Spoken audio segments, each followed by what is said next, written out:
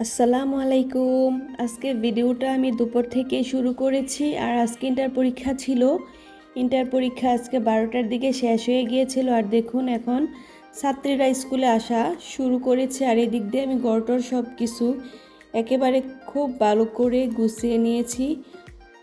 আর আজকে সকালবেলা সারাক্ষণ আমি ল্যাপটপে কাজ করেছিলাম। আর এই যে এটা হলো আমার ল্যাপটপ, এখানে বসেই আমি কাজ করি। আমরা দুজনেই দুইটা ল্যাপটপ নিয়ে কাজ করি আর আমরা দুজনেই অনলাইনে কাজ করে থাকি। আর এখান থেকে আমাদের রিজিক, আমাদের শখ আহ্লাদ, আমার ছেলেমেয়ের পড়াশোনার খরচ, আমার সংসারের খরচ, আমার স্বপ্ন পূরণ, আমাদের সব কিছু এইখান থেকেই আসে আলহামদুলিল্লাহ।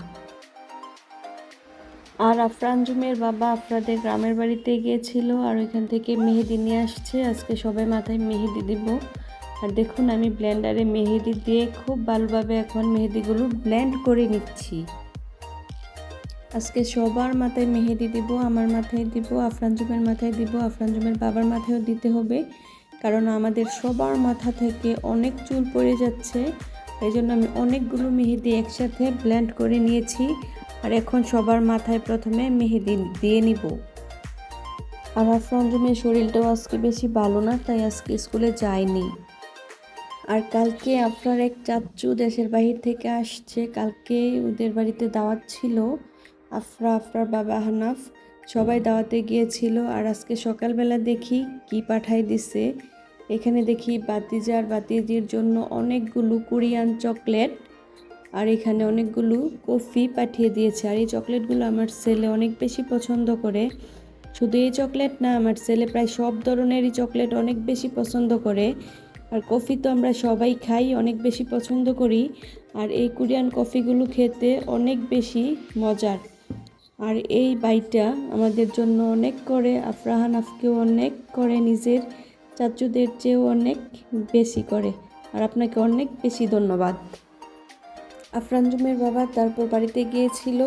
বাড়ির থেকে বড়শি দিয়ে নাকি পুকুর থেকে মাছ ধরছিল, ওই 3টা মাছই ধরছে। তারপর মাছ নিয়ে আসলো। আর এখন মাছগুলো আমি খুব ভালোভাবে এরকমভাবে আইসগুলো ফেলে নিচ্ছি, তারপর কেটে ধুয়ে পরিষ্কার করে নিচ্ছি। এখানে মাছগুলো আমি খুব ভালোভাবে পরিষ্কার করে নিয়েছি। আর এখন রান্নার জন্য কিছু মাছ রাখবো আর বাকিগুলো ফ্রিজে রেখে দেবো। আর এখানে রান্না করার জন্য আমি এই মাছগুলো নিয়েছি। আর মাছগুলো খুব ভালোভাবে আমি পরিষ্কার করে নিয়েছি। আর এখন আমি লবণ দিয়ে নিচ্ছি, হলুদের গুঁড়া দিয়ে নিচ্ছি, মরিচের গুঁড়ো দিয়ে নিচ্ছি।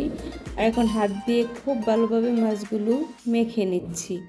আর আমার বাসাটা একেবারে রাস্তার সাথে, তাই ভয়েস দেওয়ার সময় প্রচণ্ড নয়েজ আসে।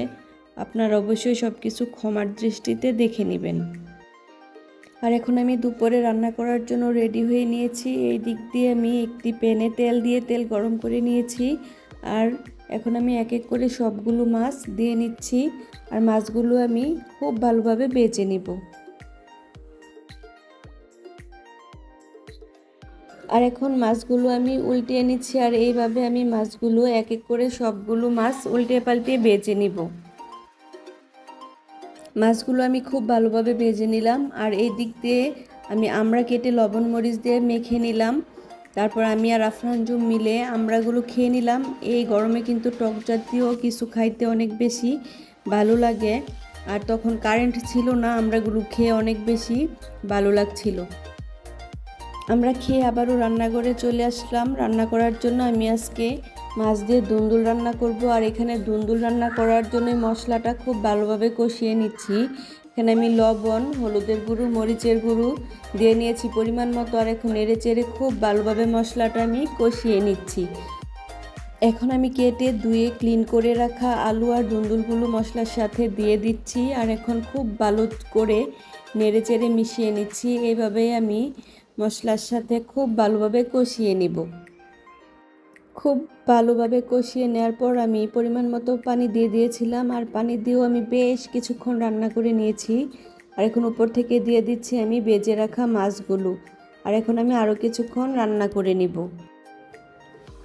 দেখুন এখানে আমি আরও বেশ কিছুক্ষণ রান্না করে নিয়েছি। আর এখন আমি দিয়ে দিচ্ছি 2-3টি কাঁচামরিচ। কাঁচামরিচ কিন্তু সব তরকারিতে দিলেই খুব সুন্দর ফ্লেভার আসে আর খাইতেও অনেক বেশি ভালো লাগে।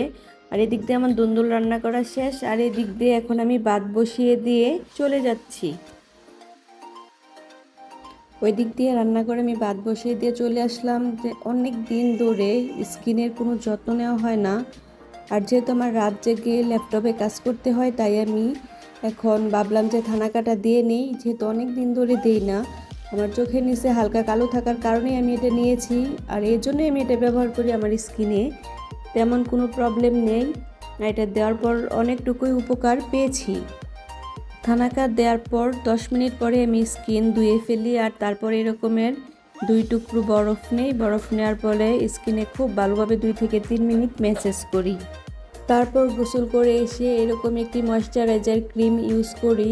আর যেহেতু বরফ দেওয়ার কারণে স্কিনটা অনেক বেশি শুষ্ক হয়ে যায়, আর এই ময়শ্চারাইজিং ক্রিমটা দেওয়ার পর আমার স্কিন একেবারে সফট হয়ে যায়। রুমে এসে দেখি রাস্তার পাশে কলেজের গেটে বসে একটি মামা আমড়া বিক্রি করতেছে। স্কুল কলেজের মেয়েরা আমড়া কিনতেছে, আর তখনই আমার কলেজের কথা মনে পড়ে গিয়েছিল। আমি কিন্তু এই কলেজ থেকেই ইন্টার করেছি, আর এই জায়গা থেকেই আমি ঝালমুড়ি, আমড়া, বেলপুরি, ফুচকা এগুলো কিনে খাইতাম। আর তখন কে জানতো যে এই বাড়িতে একেবারে সারা জীবনের জন্য পার্মানেন্টলি হয়ে যাব। আল্লাহর পরিকল্পনা সব থেকে সুন্দর, হয়তো আল্লাহ চাইছে এই কারণে একেবারে পার্মানেন্টলি হয়ে গিয়েছি। আর এইদিকে এসে দেখি আফরা, হানাফ একজনও ঘরে নাই। ডাকতে ডাকতে আমার ভালো লাগতেছিল না, আর আমার অনেক বেশি খিদা লাগছিল, তাই আজকে একেবারে একা একা বৈশাই খেয়ে নিছি, কাউরে আর একটা ডাকও দিই নাই। আর আজকের ভিডিওটি এই পর্যন্তই। এদিকে আমি ভাত খেতে থাকি, আর আপনারা আমার ভিডিওটি দেখতে থাকেন। আপনারা সবাই আমাদের জন্য অনেক অনেক দোয়া করবেন। আমি আপনাদের সবার জন্য অনেক বেশি দোয়া করি।